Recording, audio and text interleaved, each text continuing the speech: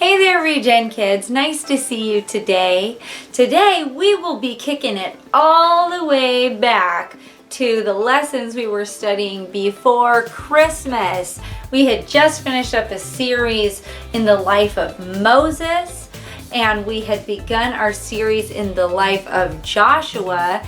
And so today what we're going to do is we're going to do sort of an overview, a review of Joshua's life.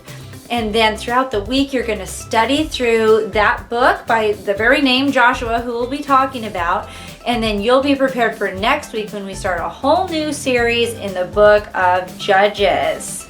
After the death of Moses, the servant of the Lord, it came to pass that the Lord spoke to Joshua, the son of Nun, Moses' assistant, saying, "Moses, my servant, is dead. Now therefore, arise, go over this Jordan," that would be the river Jordan, "you and all this people, to the land which I am giving to them, the children of Israel. Every place that the sole of your foot will tread upon, I have given you, as I said to Moses." Now, when the book opens up this way, you can see that God does not stop carrying on with his plan just because his servant Moses died. But in fact, God is now going to use Joshua to come in and conquer all of the land that God has promised to his people when he brought them out of Egypt. And he is going to use Joshua to do it. Right here in these verses, it talks about how they're going to go over the Jordan River. You might remember when we studied this several months ago that God did another wonderful miracle where he separates the waters of the Jordan and he draws his people right through. And then we also talked about the very first city that Joshua and God's people conquered. Do you remember what it was? That's right, it was Jericho. They come over and God has them march about the city for several days and do these different ordered steps, and then Jericho is delivered into their hands. Now, God also, as he is beginning calling Joshua, he gives us this very famous Bible verse where God says, "Have I not commanded you? Be strong and of good courage. Do not be afraid, nor dismayed, for the Lord your God is with you wherever you go." And so as all of this starts, God reminds Joshua that he is still with his people and he's still going to lead them and keep his promises to them. Now, as you go through the book of Joshua this week, you are going to find all of these amazing battles and conquests that Joshua takes God's people through.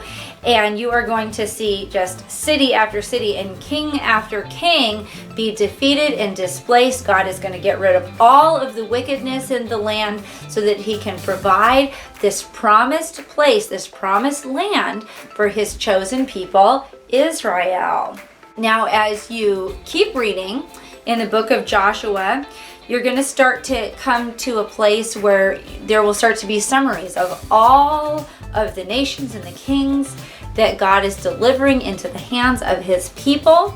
If you go over to to chapter 12, then you're going to see in verse 7 a summary of the 31 kings that Joshua and God's people actually defeat. It says in verse 7, "And there are the kings of the country which Joshua and the children of Israel conquered on this side of the Jordan, on the west from Baal Gad, in the valley of Lebanon, as far as Mount Halak, and the ascent to Seir, which Joshua gave to the tribes of Israel as a possession according to their divisions."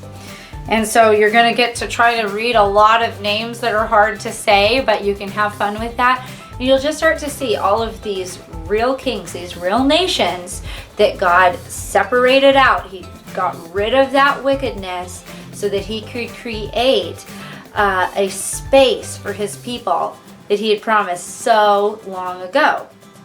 Now, the book of Joshua starts to wrap up. It's 24 chapters long, which sounds long, but when you break it up into little chunks, it's really not that much. But if you look in the 21st chapter, verse 43, it says this: "So the Lord gave to Israel all the land of which he had sworn to give to their fathers, and they took possession of it and dwelt in it. And the Lord gave them rest all around, according to all that he had sworn to their fathers." And you just see this beautiful promise fulfilled. We can trust God to do what he says he's going to do in the timing that makes sense, in the way that brings him the most glory, and by that which illustrates his love for you and his love for his people. So as you have a chance to study through the life of Joshua this week, I encourage you to make sure you are going right to God's word for your answers. Keep your mind alert for the things that God is going to be teaching you. And then we'll see you next week after we conquer the whole land and see what happens as we enter the time of the judges. All right, see you then.